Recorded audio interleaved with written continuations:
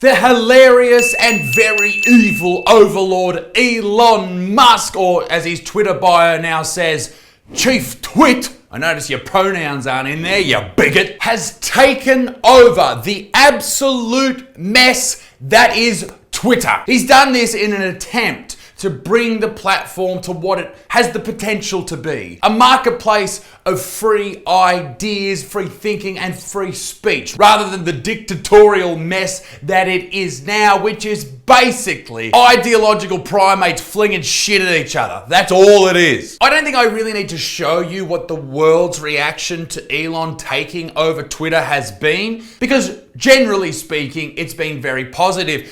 Except for, well, the media, the mainstream media. They have been very negative towards this entire thing. They have done their best to demonize him, to claim that this whole thing is just to ignite racism and transphobia and division amongst the people. Musk is just doing this because he's an evil Trump supporter. That is genuinely what people think about him. Or because he mentioned that he might be bringing some people back to Twitter. People just claim he's this Republican mouthpiece, that he's a conspiracy theorist, that he's naive, that he's bringing in trolls to attack people. But none of these people asked Elon or even reported on what he said. This is what Elon said.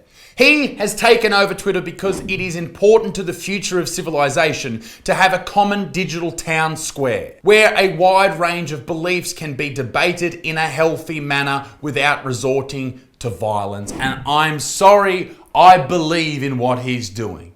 This is the town square. Many moons ago, we'd all go and debate things to each other, in front of each other, with each other. Now it is all done digitally through our phones. And then when some people are banned for some ideas and others aren't banned for even as crazy ideas, but on the other side of politics, we start to have a civilization where it's not quite equal. And we form a narrative that we all have to pretend to live by, when in reality we may have differing opinions. And it's important that we're allowed to speak those opinions. That's free speech. And in a world where we are so controlled at this point, it is so absolutely important. But in this video, ladies and gentlemen, we're going to focus on one group, the biggest pieces of shit on television in Australia, The Project, because their report on Elon and his takeover of Twitter was fucking garbage. The Project, if you're not familiar, it is the dick cheese of Australian society, okay? It stinks, it's there after a long hard day, and well, no one really likes it. I think that's succinct enough to explain who they are. It's the platform credited with swaying the 2016 US election and Brexit. And now it's in the hands of this guy. I am not evil, I just misunderstood. I think people really quickly forget that the 2016 election was swayed because, well, the worst human being was running. And I'm talking about Hillary Clinton.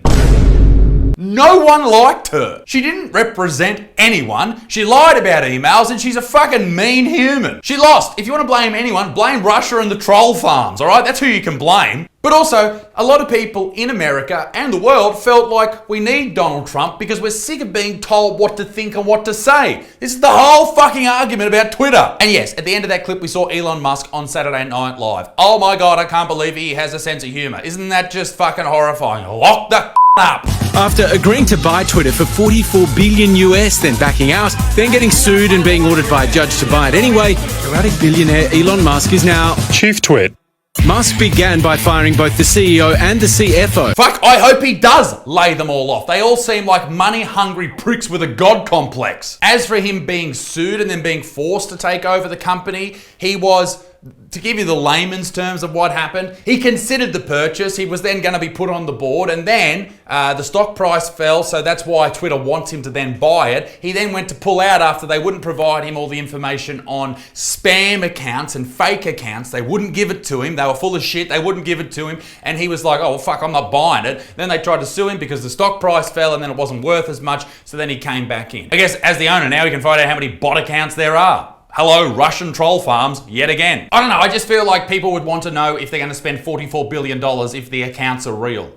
That's what I'd want to do anyway. Nide reports he's planning to lay off 75% of the company's workforce. His takeover. Oh, and by the way, this is the funniest thing I've ever seen. So there he is carrying a sink into Twitter HQ. He posted that on Twitter under the caption. Have a look at this. Entering Twitter HQ, let that sink in. Ha! The funniest fucking thing I've ever seen. Give that man the presidency now. It just goes to show that Elon Musk is funnier than any of the Melbourne and Sydney hack comedians that get on the project. Hello. His takeover cheered by those who believe Twitter is over-regulated. And like a musician facing a crowd of Lynyrd Skynyrd fans, he's giving them what they want. The bird is now free. I don't know what that Lynyrd Skynyrd bit was about, but anyway, a lot of people believe that Twitter is massively over-regulated. People get banned all the time just for saying things that, I don't know, a few months later turn out to be scientific fact or have been scientific fact for fucking hundreds of years. Some people disagree with that, but they're also the people who think that not using someone's correct pronouns is violence.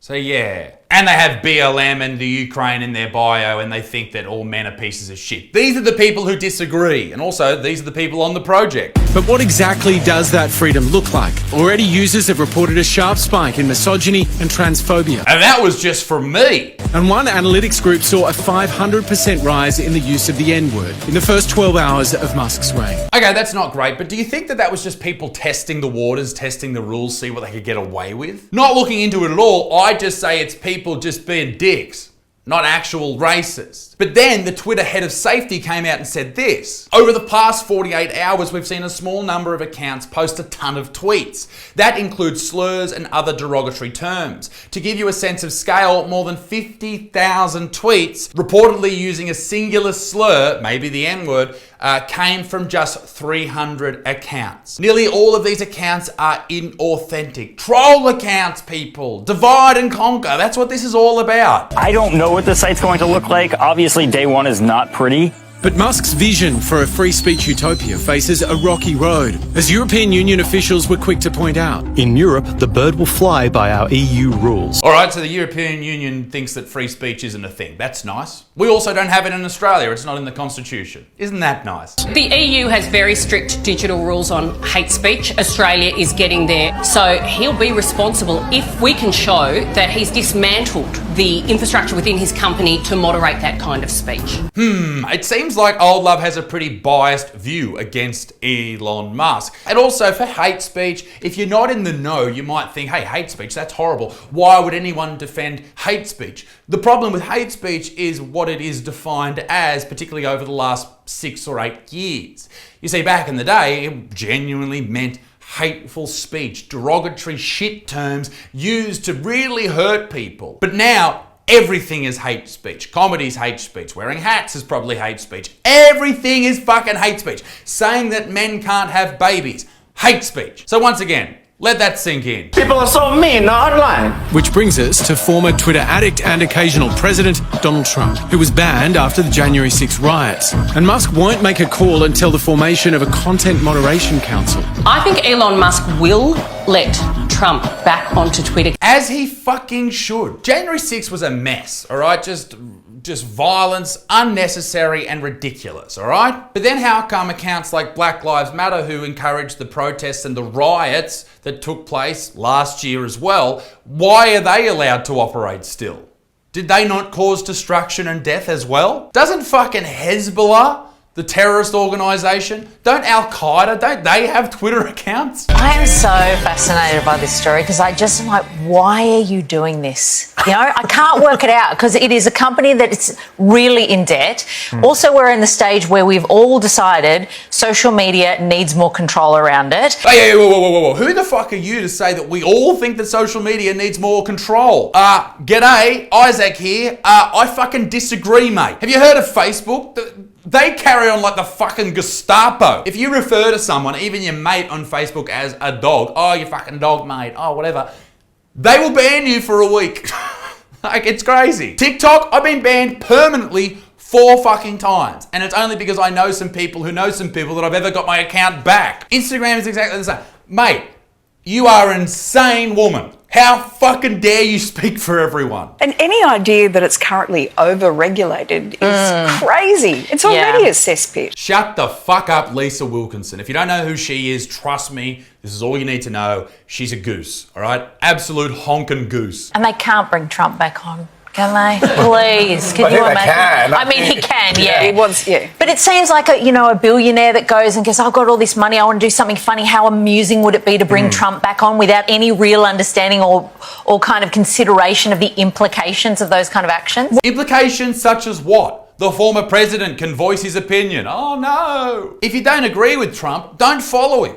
Or better yet, if you don't agree with him, argue against what he's saying or form an opinion that's more intelligent. Don't just fucking ban him. That doesn't make ideas go away. It makes them go underground and radicalizes them. They talk about this as a freedom of speech situation, how there's this sort of utopia we can idealize where everyone can have these intelligent debates about things. But then you look at actually what it means and it's like, a 500%, increase in racial slurs. Yes. Like it's always like freedom of speech. And then what it ends up being is just like insults and transphobia. Yes. Like it's a cesspit. Yeah, a cesspit. That right there should tell you all you need to know about this show and the people on it. They are brainwashed mainstream fucking idiots. They cannot believe that there are ideas outside the accepted norm. And better yet, when you dare to share these ideas, you are laughed at. You are laughed out of the room. That's how much they look down on people that question any of this shit or dare to think that Elon Musk is doing something good for humanity. It's crazy. And also, they are the old media. They are under threat by what is happening on Twitter. So no wonder they're freaking out. Long story short, fuck them to the moon. Ladies and gentlemen, let me know your predictions for what will happen with Twitter over the next 12 months in the comment section below. Anyway, ladies and gentlemen, be a good motherfucker. Peace in the Middle East. Me sticks. Toodaloo. Au revoir. Bye-bye.